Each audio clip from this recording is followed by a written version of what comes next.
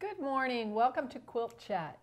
We are coming to you live from our studio in Paducah, Kentucky, and we are in a world of white here this morning in the middle of January, but we're going to talk about color today to brighten up our world a little bit. Yes, get rid of those winter blues. Right. Right? I think Bonnie's in a world of color too. She's gone to California this week. I'm so sorry she couldn't take the snow with her. Well, yes. Or us. I wouldn't have minded tagging along. True, true. Yes, she's enjoying Road to California, isn't she? Yes. Well, we have some beautiful quilts with us today. The quilt here on the table is called a Visual Palindrome Squares. And it's by Paula Nadelstern of Bronx, New York. And it was quilted by Beth Carney, and she's from Yonkers, New York. And this is that's a great example of color, for sure. Beautiful illustration of use of color. And specifically, we're talking about complementary colors. So, Anne, can you explain to us with your beautiful prop here, complementary colors, the opposite ones? I am not an expert, but that's okay. I play one on QuiltChat. That's perfect. The complementary colors are the colors that are across from each other on the color wheel, and I would recommend that everybody either get yourself a color wheel or you can find them online as well. When you're trying to figure out colors for your quilts, it's a great way to be able to really see what's going on when they talk about colors being complementary or triad colors or just different things. Colors. Yes. Yes, tertiaries, all those fun big art words. But it you've got does a lot to help. You've got your, she's got just about every color in here. She does. So it's kind of hard to pick. But she does have a strong blue theme throughout it, where you see a lot of blue. So she's got the blues and violets, and then she's got the yellows and oranges going on. Yes. And so she's come against that, and it creates that big pop that we all look for in our quilts. We do. You had a survey recently, and yes, just went out this morning. Yes, and some of the answers are coming back in. It looks like a lot of people are very concerned about pop in their quilts, or they call it pop, or sparkle, or zing. That's and it's quite a important thing for a quilt to have a little bit of pop. It is, and we have kind of some fun information. Over 500 people have already responded since midnight this morning, right? They get up early. I noticed one even said, don't have me answer that, it's too early. That's great. And the most popular color used in quilts, what do you think it is, Anne? Blue. Of course, blue. It's always my a very favorite. popular color. Yes. Yes. And it's followed up by green, and then red was my surprise one. Red right now is in third place. I was actually surprised by green because I don't think of a lot of green quilts, but I think green is used to assist a lot of other colors, so I'm sure that there are a lot of green. I think green's probably the biggest color in my stash. And landscape quilts, for sure, use and so I'm always surprised how much green I have. So, and the least represented in their stash, the color that everybody has to go shop for if you need it, is represented right here in orange. Orange. That doesn't surprise me at all. No, that's not funny. I agree with that. I was surprised by number 2, which is brown. Oh. Yeah. I was really surprised. And then the third place so far is pink. Not many pink people out there. Well, do you remember in the 80s when you were just a baby? I wish. That when so many quilts were dusty blue and mauve. You know, the really pale, especially mauve. And I don't see a lot of people picking that as their top color anymore, but I bet they did then. It just shows how colors change. Oh yeah, they do. And that dusty blue and mauve have kind of come back for a revival. I've noticed it. I've noticed it. Because when I first got married, I wasn't a baby, I was first married. Those were the popular colors. So yeah, absolutely. And then one of the things that I was really happy to see is we asked you all to rate your confidence in color, and it looks like a lot of people feel like they get better and better every day. Oh, that's good. Get more and more confident. And that's what we're here for, is to create confidence with your quilting. And I know Anne and I always are growing Oh, for sure. Right? I need a lot more confidence. And Yes. you know, you can get that confidence from a lot of different places.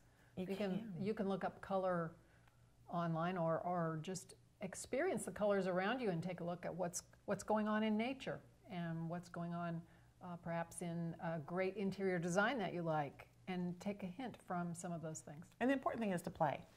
Sure. You're not going to know unless you try. And try some of the things that you don't like. Yes. So if you see a free pattern or a favorite pattern, think of a way you can make it fun and different. So I have an example of that. This is a quilt done by Emily Cross, and it is our Christmas countdown for this year, for 2018.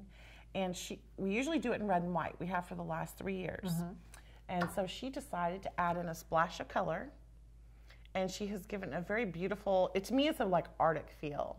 It is. It's a very icy with that aqua or icy blue. Yes, and so we were blessed enough for her to drop off the front of it all done, and we get to show it off for you guys. So there it is.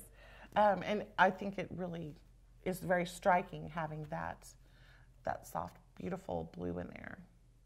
It is. It's very absolutely, fun. and it's a great take on something that maybe people hadn't thought of when they were looking at the Christmas countdown blocks. It certainly doesn't have to be Christmas at all. No, no, and I think that's what motivated her. She wanted something she could hang year round. Right. And so take something that you're working on with a group of people, and everybody picks something to kind of play with, color-wise. It's kind of a fun thing to do. And Lynn says hello, and it looks like we have Susan from in Louisiana. Good. Yes. A hello to you, Susan. And Diane in Chile, East Texas. We know the chili part. We know chili. We're getting chili down real well, but hopefully that'll change by the weekend. Yes, absolutely. Coming up soon for our AQS is the Daytona Beach AQS Quilt Week, and some examples of color that we're going to show you are some of the quilts that are going to be seen in Daytona Beach. So, yes. So this first one is showing off like the complementary color of red and green. Right. This is Celebration 1 by Caryl, Bryer, Fallert-Gentry. And see how that red really just boom. Wow. Certainly a celebration to look at. That's it is. Beautiful. It's beautiful. gorgeous. Caryl is known for her flowing coloration, and oh wow, this is just gorgeous. Yes. She hand dyes a lot of her fabrics, or maybe probably all of her fabrics. And that, I understand why. She gets a great intensity. The next one is ZANIA'S STARBURST by Qurrat Thakur. And if I said that wrong, I apologize, Qurrat. And this one, if you can see, the tulips are all done in orange, and you've got some bright sparkles of orange, and then you've got your blue that you're framing it in, and blue from the center star. And so she has taken that blue and orange and put them in a sea of yellow and really created a lot of pop with it. It has pop, it has excitement, and yet it doesn't have that vivid, in-your-face kind of look, because that's not the look she was going for. It's really pretty. It's a great example of color usage. It is. And the next one takes you in a completely different direction. Do you think about color when you see this? Really, color is not your first thought. No. It's environment, or maybe a cave or desert. Right? What's the name of it? And so it's called PALEO Puzzle.